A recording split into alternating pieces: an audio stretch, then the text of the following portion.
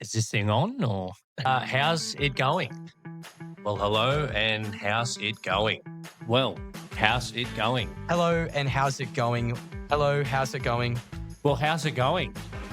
Well, how's it going? Well, no, sorry. Well, how's it going? Well, how's it going? I'm here with you. I looked at you and I started I was laughing. going to say good. Well, how's it going? I'm here with Kristian and Madison, and we're back. We are back. We're back, baby. My phone vibrated. Try not to laugh.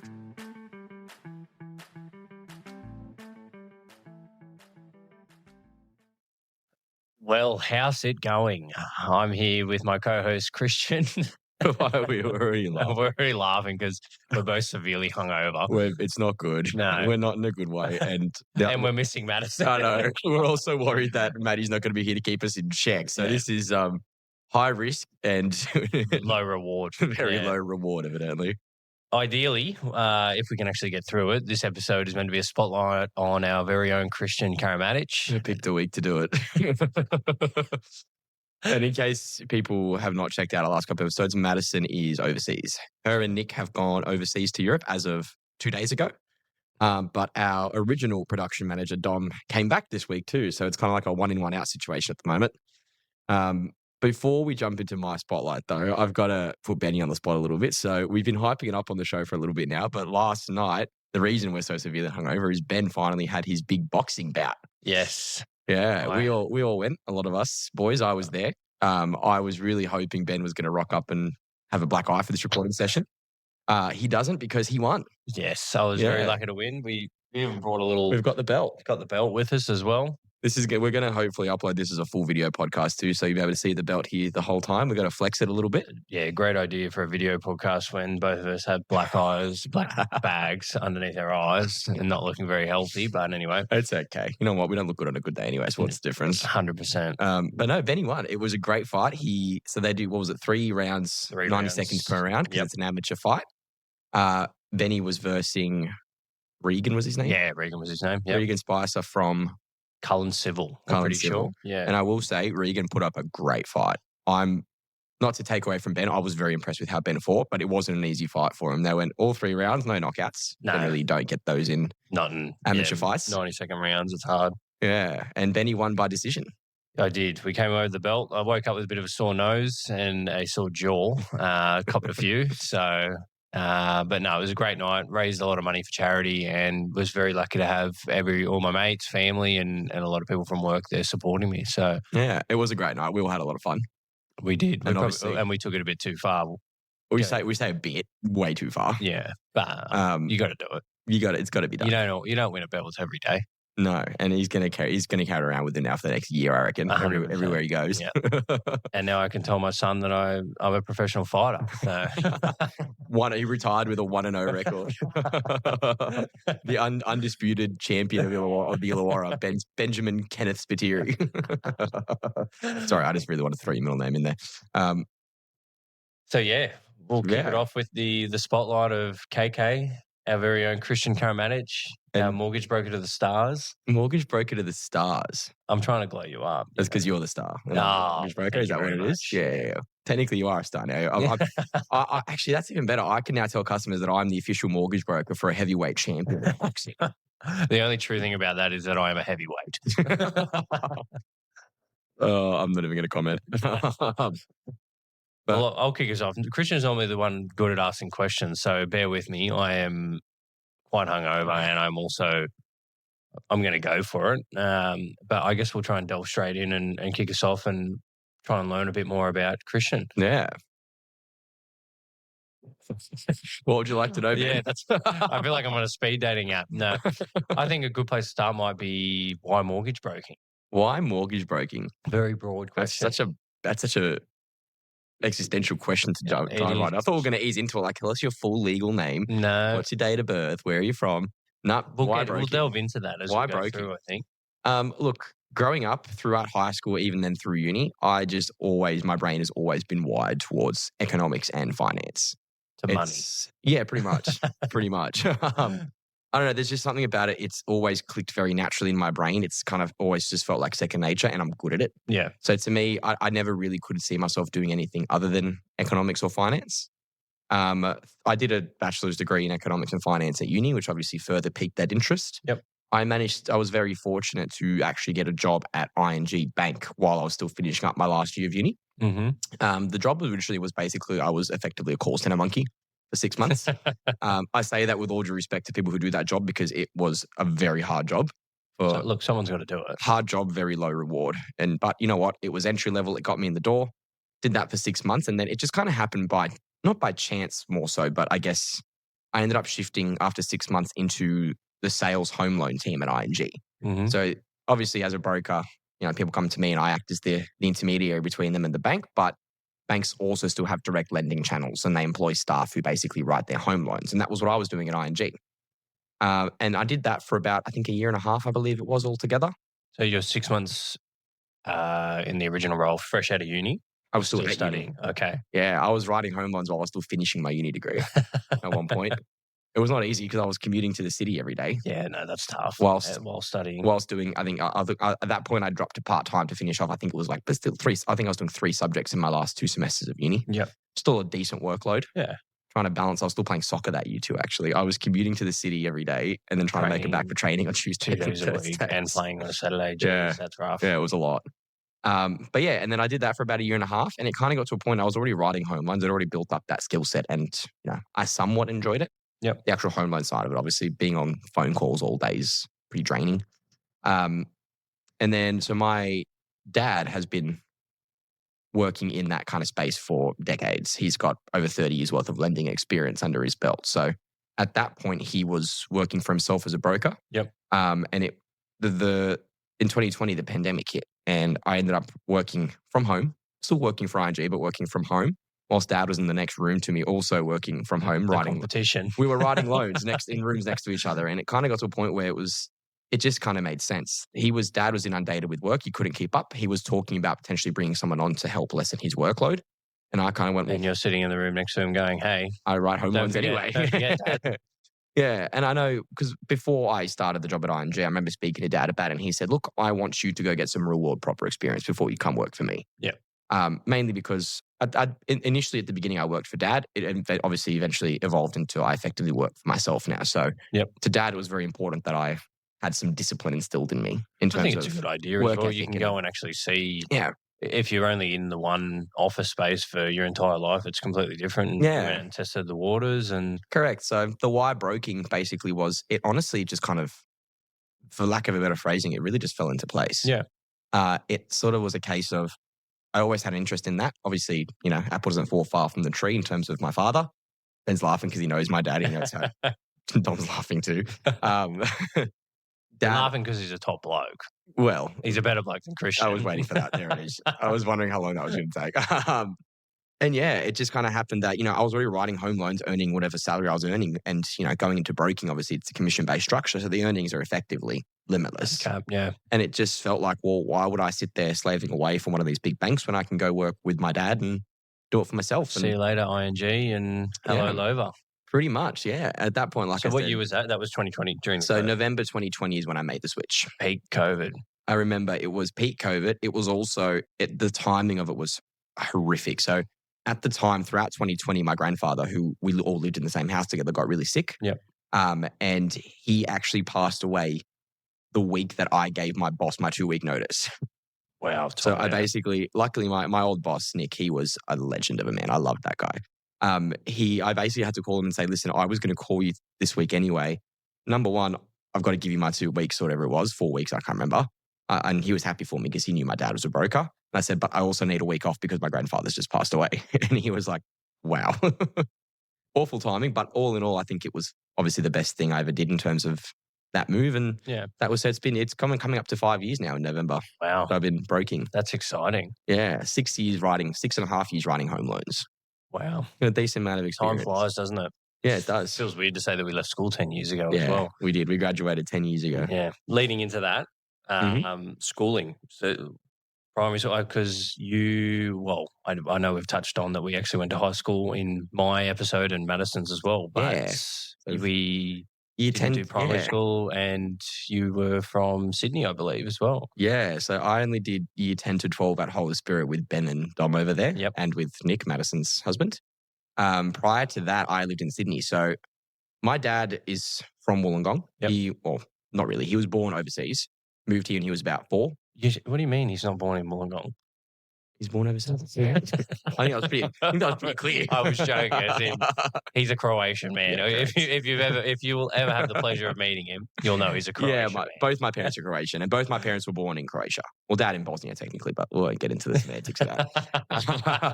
That's a whole episode in itself. Yeah, we're not going to go there. It's not a political podcast. Yeah, so dad moved to Wollongong when he was 4 and grew up in Wollongong. Yep. And then he basically he moved up to Sydney right when he graduated uni, so in his early 20s. Yep. Because he got a job working at NAB. And so he moved up to Sydney. My mum, on the other hand, moved to Australia. Is this like early? This would have been, you're born? No. So he moved up to Sydney in he would have been like 21, 22. Okay. So it would have been like the late 20s. 80s. He was straight into the industry as well. Late 80s. Yep. He graduated uni and he did a Bachelor of Commerce with majors, I think, in management and economics. Wow. And he got offered a job with, I believe, obviously NAB. It was a management role with NAB in their lending space. And he also had an offer from, I think it was Grace Brothers, which is what Maya used to be called. Yeah. And he chose NAB. He went with the finance, the banking sector, and moved straight up to Sydney. And my mother, on the other hand, she, again, born in Croatia, moved to Australia when she was like a year and a half old. But she grew up in Sydney and she's lived in Sydney her whole life and still does. And so they met because my dad moved up to Sydney, and then they got married, obviously had my older brother, had me, and we lived up in Sydney. Then they got divorced in 2005. So I was like 7. And I stayed in Sydney with mum until I was about 14, I believe. Mm-hmm. Yeah, it was December 2012. Me and my brother then moved down to Wollongong to live with my dad and my grandparents. And you both then started at Holy Spirit? Yeah, correct. Okay. So where were your early years of schooling in Sydney? So when my parents were still together, we lived in the Shire, actually. Okay. You're a Shire boy. Wow. I went to... I actually didn't know that about you. I went to St. Joseph's in Oyster Bay. Oyster Bay. Okay. So near like Janali. You know what Janali is? Yes. Yeah, that area, Como. You would have stood out like a sore thumb in a Shire area. Yeah, very much so. Back then, yeah.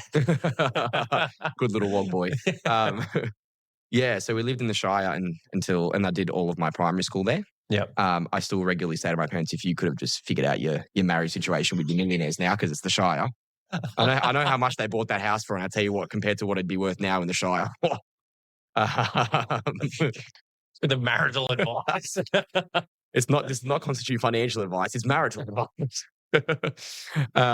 Yeah, and then from there, I did year 7 to 9 at De La Salle in Revesby, because in 2007 we moved. My grandparents originally, on my mum's side, they were lived in Narwee. Yep. And then they sold that house and bought up in Padstow, which is in like the Bankstown area, and we moved in with them. And Revesby was obviously a suburb next door, and there was a good Catholic school there, an all boys high school, and that's where we went from year 7 to 9. Okay. A bit all over the shop. Yeah. I think I did the math once. I'm similar to Maddie. I think I counted once. I think I've moved house in my life, I think close to 20 times. Wow. It's a lot. I think I've 3 or 4 times. That's between multiple homes. Yeah, wow. Yeah. So a little bit all over the place. Yeah, so then Holy Spirit 10 to 12 and then UAW. UAW, yeah. Yeah. Didn't really make sense to go nowhere else, did it? No, I feel like majority of people from our school went to UAW and really you all went for a piss up anyway. Like I was the idiot that left school and was starting at 7 o'clock or 6 o'clock. It was chip rolls at the uni bar. Yeah, yeah. And then I remember the first early years was trying to catch up with you guys at Retro, and I'm like, I actually have to go to work the next day. You're all like, yeah, I don't have a shoot until like 11. Not even half the time. Even if you had stuff on Friday, you just didn't go. It wasn't most of the time. It wasn't mandatory anyway. So if you were severely hungover, you just didn't go. Fortunately, don't have that luxury now tomorrow with work. But anyway. Oh, I love that. Yeah. So bit all over the shop. Originally from Sydney. Mum grew up in Sydney. Yep. She now lives in what's the suburb called? Thorney. Okay. So out near Picton. Yep. And my grandparents still live in the same house in Padstow. So I've still got family up in Sydney too. Yep. But Dad is down here in Wollongong in Fig Tree, which is where our office is as well. We have a home office at Dad's place. My brother and my sister-in-law and my 2 nieces also live in Fig Tree. Yep. My auntie and my cousins, my auntie, their family home is in Unanderra, suburb next door as well. Mm-hmm. We're all pretty Still pretty close together, with the exception of one of my cousins, David, who lives in Melbourne. And he does listen to the podcast sometimes. So shout out to David. Shout out David. Well, I've always known you as definitely a very family orientated person. Yeah. I've definitely had some nights in your grandparents' garden in Victoria as well.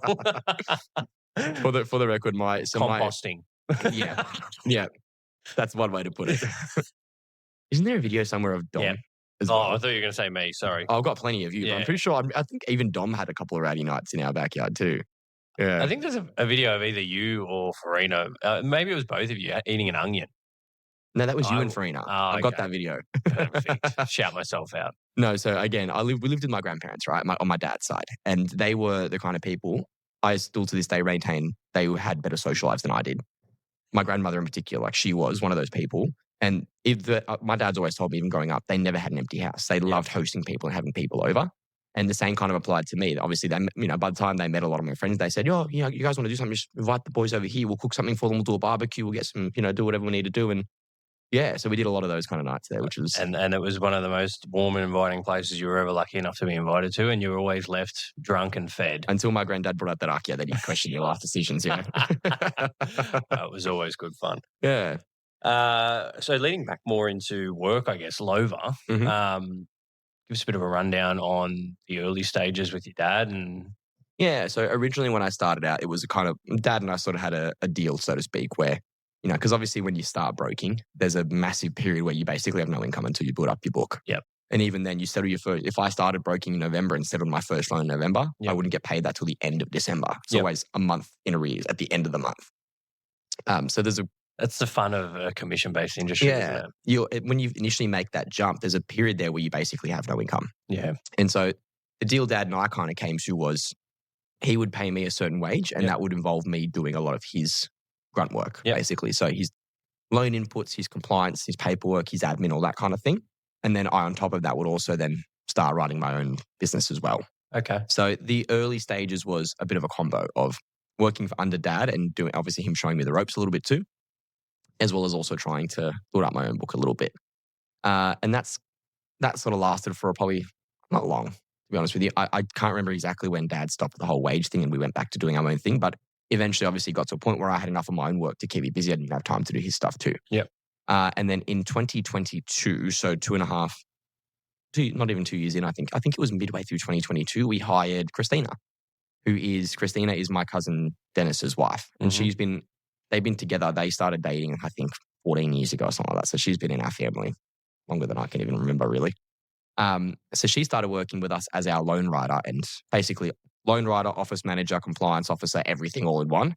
All the paperwork and the grunt work and the day-to-day stuff that Dad and I were struggling to find the time for, she took on all of that. Okay. And she is still with us now, and she actually recently got all of her accreditation. She is now also a fully qualified broker. Shout out to her as well. Congratulations. Yeah, so that's all very exciting. And for her, it just works really well because when we hired her, she had a little one. Her daughter, Tia, who is now 3.5, at the time, I think it was before she was 1, she started working with us. Before that, Christina was working in car yards, basically, and she loved it. She absolutely loved it. But unfortunately, when you have a young child, you can't have that kind of flexibility. And we offered her the job, and in the early stages before Tia was old enough to start going to like daycare and stuff, she'd bring her to work. Yeah. So she'd come in 3 days a week, and we'd have the little one there with us the entire day too. So it was quite nice. Worked really well for me and Dad. It was a massive help to us, and it was. I like to hope Christina, correct me if I'm wrong, but great for Christina too, because she had a job that she could come make a bit of extra money, and she had total flexibility. So, the days if Tia was sick and she didn't come in, it was not a problem. Like, she didn't have to put in for sick leave and get medical certificates, all the rest of it. And she had that flexibility, which was cool. So now we're still currently a 3-man operation at the moment. In terms of where we go from here, there's obviously, I've got designs on wanting to grow the business a bit more. My dad obviously is now going the other way. I think he wants to not shut up shop, but he's, in the twilight of his career, so to speak. So, and he's openly said in the next few years, he wants to potentially look at retiring, enjoy some of the good life while he still has the energy to. 100%. So yeah, we're kind of just going to keep plodding along for now anyway, for the immediate future until that happens. And when that change happens, it'll depend on where we're at. But, my goal ultimately is to try and grow the business and become more of an established name in the Illawarra if I can. It's one thing I want to do. That's good. Yeah. It's good for growth as well. And it's, a 3-person team. Yeah. Easily grow into plenty more, especially with the drive that Absolutely. you've got. Yeah, something like that. I try. I try. Some people tell me I take on too much, but anyway. I won't say that. No. You do the same thing. You can't talk either. Yeah, I'm an idiot having a newborn and then trying to follow through at the same time. Whilst also working a pretty intensive commission early stage job as well. You got to love it. Live on the edge. And playing soccer as well. Yes, 100%. But yeah, work-wise, that's pretty much the only other thing I did want to mention. So people always ask about the name. Yes. So our customer base, we're very lucky. My entire career, I've had to do very limited advertising. Dad basically grew the business through his connections throughout the Croatian community because he's very, very heavily involved in the Croatian communities, both in Wollongong and Sydney. Yep. So we never really had to advertise. It's always just been word of mouth, which I'm very, very grateful for. That's the one thing I thoroughly respect about Ethnics. Yeah.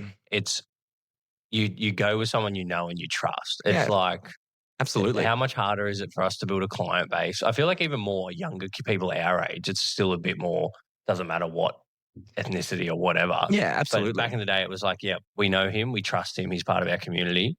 We're going to use him. And then the network then also grows from there, right? Because if you have somebody you're very close with who says this guy is really good, he cares, he will take care of you, he will look after you, then you're more inclined to go with that person. So 110%. I've reaped the benefits of my dad's connections and I'm very open about that. But obviously because of the way that business was initially set up, the name itself, Lova, it's actually a Croatian word. So Lova is basically a slang term meaning like cash. That's smart. So a lot of our, it's quite a catchy name, I think. Yeah. And a lot of our Croatian clients, obviously, they know what it means and they all laugh at it. So it's quite funny. I like that. But I get asked all the time. So for future reference, if anybody wants to know, that's where the name kind of derives from. And it's just a bit of a dig, cash money, cash finance. Yeah. That was one question, actually. I think, got to ask a little bit earlier, but this beginning of Lova, how did your dad kick that off? Yeah, so Dad was working at NAB he worked at NAB for 18 years. Yep. And at one point he was regional executive for private banking. So he was pretty high up at NAB. The next move in his career would have had to take him to Melbourne to take the next step up. And at the time, my parents were going through the divorce and he didn't want to do that. Yeah. At the time when he was seeing us once a fortnight, the parents, divorces are never a fun thing. He made the decision to step back from that. And he got a job working for a mob called X-Inc, where he was effectively like a manager, but he oversaw all the brokers in their network. They were a brokerage firm. Yep. They then got acquired by Loan Market Group. Okay, yeah. And he worked for there for a while. Same thing, managing brokers. And they encouraged him at that time. They said, the kind of work that you do, you need to go do your own broking a little bit on the side so that you know and can empathize with what the brokers you're managing are going through. And so he started that way. And back then it was okay. So they're telling him to go and... Back then it was fine. There was no issues. Wow. Now you can't. Now if you work for if you work for a bank, for example, you can't then go and do broking on the side. Yeah. There's conflict of interest laws. Back then it was perfectly legal. It was no problem. Interesting. And so he started broking that way as a side thing, separate to his main job. And then eventually it grew to the point that he was inundated with his normal job and that. And then he actually got retrenched. He got laid off. And at that point, he made the decision. He said, fuck it and give it a crack, give it a red hot crack. Yeah. And that was when was that? I think it was 2010 or 2011, I believe. Yep. And then he just went full time with the broking. Wow. Yeah. And it's kind of taken off since. So coming up to 15 years. Yeah. It wasn't, the Lova brand started a bit more recently because at one point Dad had another family friend of ours who wanted to get into broking. He gave it a crack for a while. Yep. And they kind of jointly coined that brand. Yeah. He decided it wasn't for him, which is fair enough. It's a pretty full-on gig. I question myself sometimes. And so that's kind of where the name came from at that point. Before that, Dad was just operating under the banner of Finsure, which is the aggregator that we work through. Okay. Yeah. Swings and roundabouts, eh? Something like that. Something like that, Benny. So a bit more about you. Mm-hmm. Apart from mortgage broking and podcast hosting, tell us a bit more about Kristian. What do you like to do outside of work? As we've discussed on previous episodes, I live and breathe football, soccer, football. I've played it since I was 5 years old. I think you'd be pretty good if you've been playing for 21, 22 years. You would think that. It's quite funny, isn't it? You would think that. It's really rich coming from Ben, but anyway. No, I've been playing it my whole life. Not just playing it, I follow it too vividly. I'm an Arsenal supporter. Yeah, that puts you through enough stress in your life. It really does. You know what? I always say, if you're an Arsenal supporter, that's more than enough stress for 3 lifetimes. But you can't stop what you do. Yeah. You know, it's unfortunately when I was a kid and picking what team to follow, the mighty Thierry Henry was Thierry in his prime, and it's just sunk its teeth in and hooked me onto the Arsenal, you know? Gunner for life. Yeah, I know. What can you do? I love my football. I play for Ferry Meadow United with Ben, obviously. Watch him get carded. Neither of us play well. No. Yeah. And Dom's just got back. He ditched us for most of the season to go to Europe. How dare he? We were supposed to play yesterday. We got washed out. And swum out. Yeah. It was. We were still in with a shout to make finals, but because this game's washed down and won't get rescheduled, we're not going to make finals now. So that was devastating. Yep. Very devastating. I do play futsal too. So I play soccer on the weekends, play futsal on Tuesday nights. Yep. Shout out Dio Mio. Futsal name. I've been playing with the same boys futsal for years too. We play in the same comp. We're a household name in that comp. Again, we're not good. We've just been there for a long time. Part of the furniture now. No, we have won it a few times, I will say. No. Bit of take the win. Got to gas up Dio Mio a little bit. 110%. So apart from football, work, is there anything else that makes you up? Obviously, I'm Croatian background. Yep. Anyone who knows me, I think that's what Ben was alluding to. He wanted me to say, but I don't think he wanted to bring it up. No, I was letting you lead it.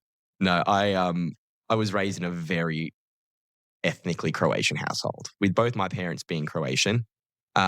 I've, at separate points in my life, lived with both sets of grandparents on both sides, and I only speak Croatian with my grandparents. So living in a household with them, it was basically just, like my grandmother on my mum's side barely speaks English at all, which is... You are definitely a very passionate Croatian person. I would definitely agree with that. Yeah, I think a lot of Croatians tend to be just passionate. Like even football-wise, again, you flew over to Croatia for the World Cup 2018. Final, didn't you? That's a funny story. So I did a semester of uni in Croatia. Oh, I lived over there for 8 months. That was in 2017. And I came back in February 2018. Obviously came back, I was a broke-ass uni student before I went. Came back and I was an in-debt broke uni student. And that was February 2018. And then 2018 was when the World Cup was on in Russia. Yep. And for those who know anything about football, that was the year that Croatia made it to the World Cup final. The first time in our history we'd ever done that. And it was incredible. Get goosebumps thinking about it. No, but I recall vividly, right? The semi-final was against England. We thumped England. It still makes me happy every time. Oh, was it 3-0? 2-1. 2-1 in extra time. Mario Mandzukic with the winner. Yes. Yeah. And everyone, there's that ongoing meme. They said if one of the England players should have squared it instead of shooting, they could have scored on it. It was Sterling, wasn't it? Yeah. Anyway, not important. We won. Croatia was a better side. Yeah, we won. Fuck them.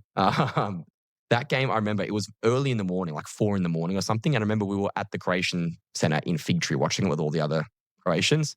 We won 6 a.m. We're in the car. We're driving around Wollongong, flags out the windows, blasting the horn and the music and things. And I was with Zub. Yep. Our good friend Luca, who we mentioned. He actually doesn't want to be named. He said anymore. Sorry. Yeah, he had issues with that. Sorry.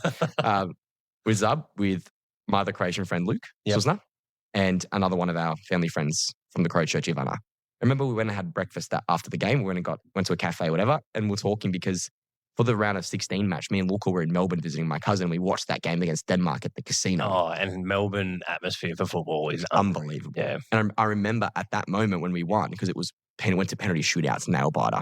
And me and Luca said to each other, we made a deal. We said, what if we make it to the final? And he said, we have to then go. Right. And so we won the semi-final. We're sitting there having breakfast. And I looked at Luca and I went, remember what we said in Melbourne? And he looked at me and he went, yep. And we sat there that morning. We booked flights and we flew out 2 days later to Zagreb, to the capital of Croatia. And we watched the World Cup final in the main square with I remember seeing your stories of that. That's like a once in a lifetime opportunity. It was incredible. Yeah.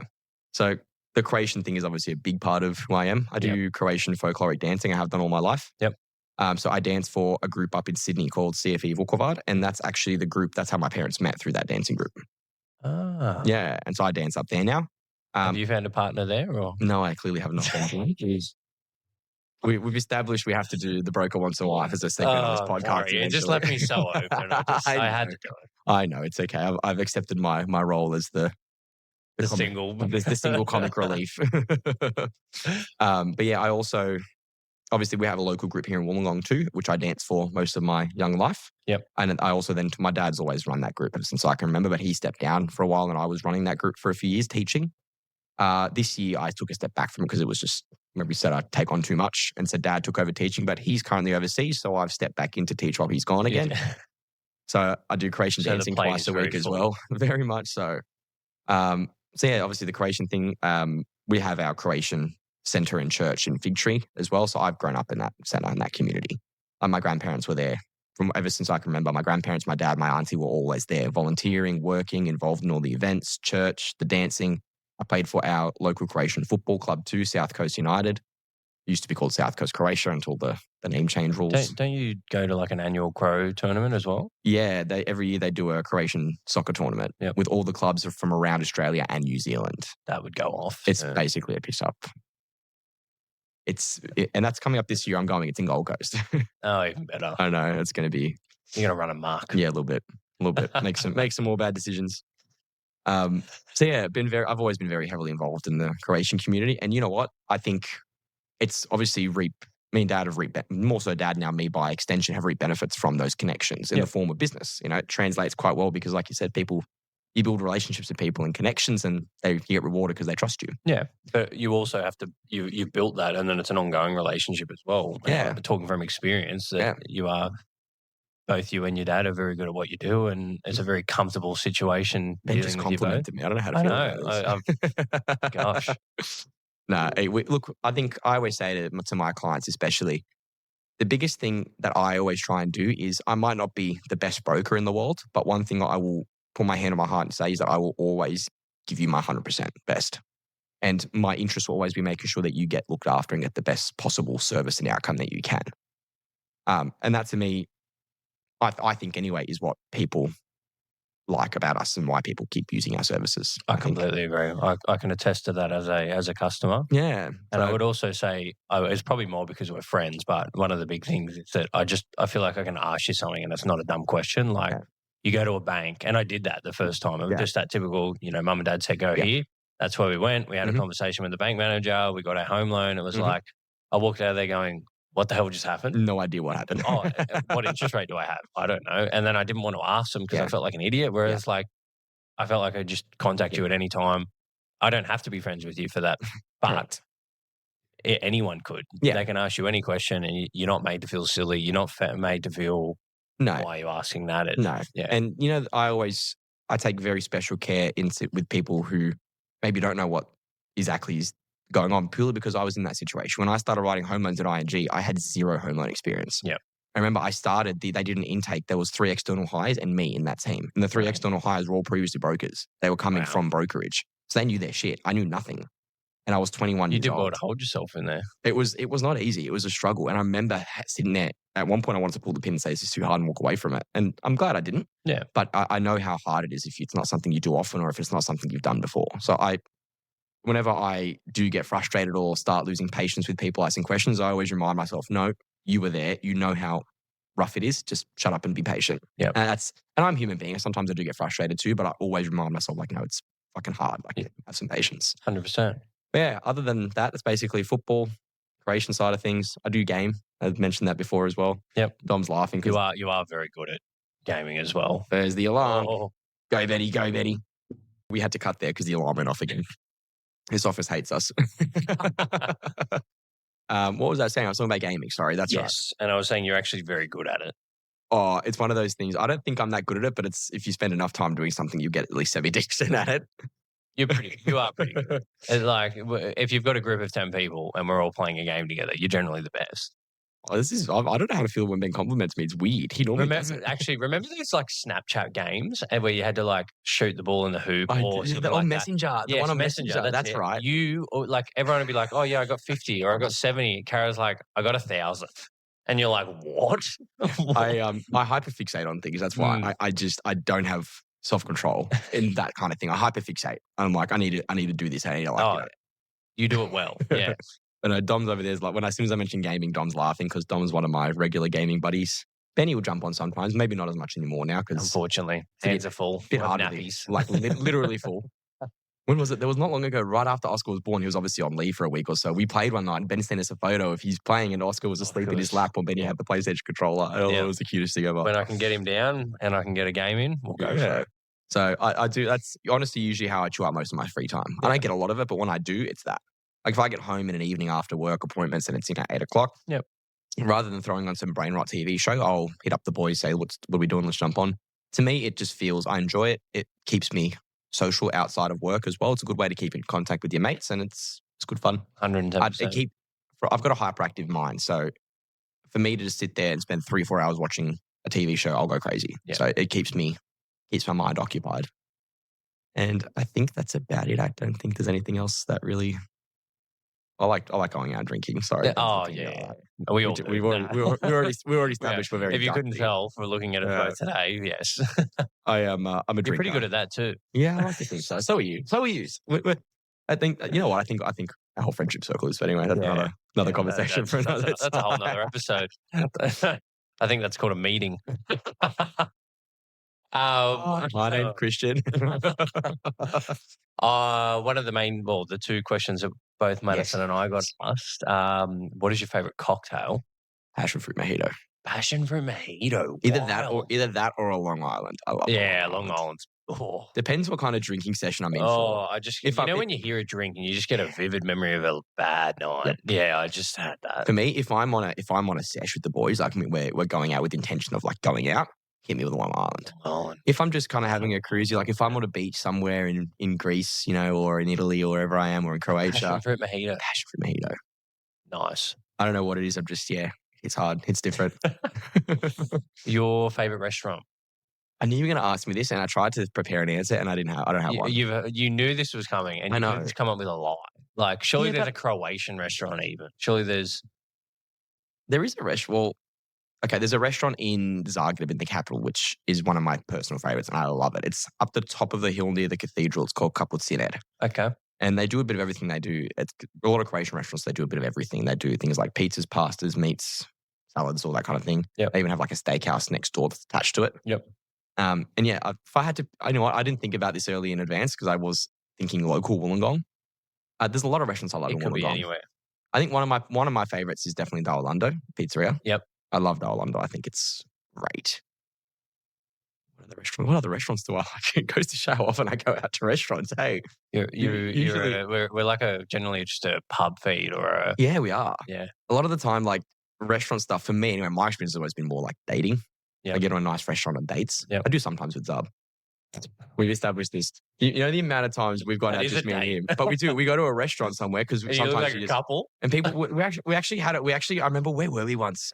Oh, I can't remember. I don't want to tell the story because I'm going to tell it wrong and Zub's going to hate me, so I won't. But yeah, I think people have definitely thought about us at various points. That's so funny. But yeah, so I don't do the restaurant thing often. Yeah, I don't think. Yeah, it's more like if I'm going out with the boys, we'll go Master Builders or we'll go Collies and just have a sniff, have a feed, have a slap maybe. Yeah. That's probably another thing about me. I don't mind a cheeky slap on the pokies here or there. There's nothing wrong with that. It's the best after soccer. We'll finish because we're sponsored by the frat. So if we play home games, we'll finish up soccer, back to the frat, have a feed, and there'll be a group of like 6 or 7 of us from soccer. And we're like, come on, boys. We make 50, a donation $50 each. But there's like 6 or 7 of us, so we're playing all together. And I think we almost got kicked out of the frat once. We were being too rowdy on the boat. Yeah.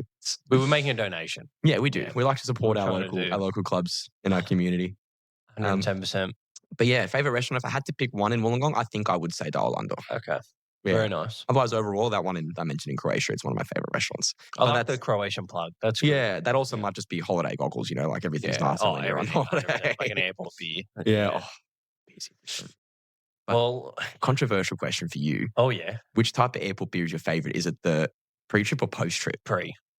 That was a quick answer. Like coming home, I'm normally in a state. So I am too. I don't want to be. But there's something about, I've done it a handful of times.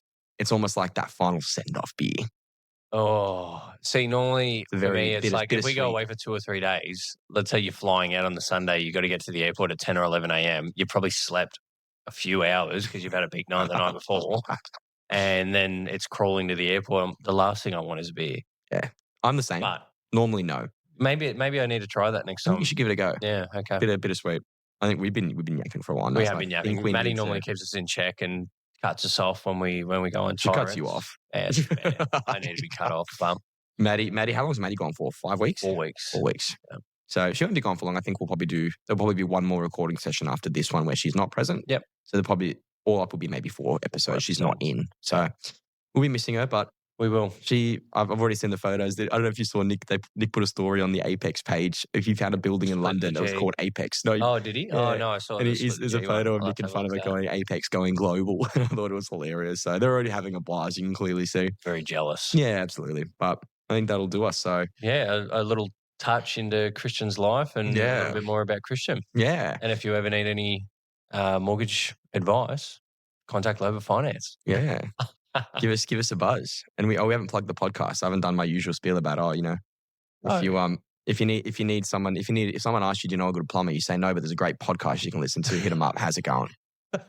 We are on Spotify. We are on Apple Podcasts, and this episode should hopefully be going live on YouTube as well. I feel bad for YouTube. We're gonna try to do it as a video podcast, but it'll also be going up on YouTube as an audio podcast too. Okay, exciting. And we have Noah English to thank for that. So shout out Noah. Thank you, Noah. Who I was one of our gaming buddies, and we had an argument over FIFA the other night where he was saying, I've terminated my Spotify subscription.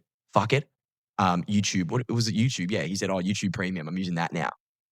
And I went, well, how are you going to listen to the podcast? He goes, oh, fuck. It's not on YouTube, is it? I went, oh, maybe we need to fix that. So we can thank Noah for that. Thanks, Noah. All right. That'll do us. Let's wrap us up. Benny, hit us with it.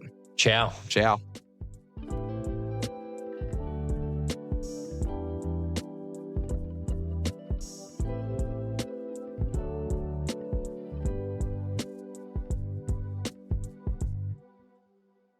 Everything presented in this podcast is for information and entertainment purposes only, and all advice is to be considered general in nature. It does not take into account your personal circumstances and financial objectives. Please consider if this advice is right for you and look to consult a financial professional.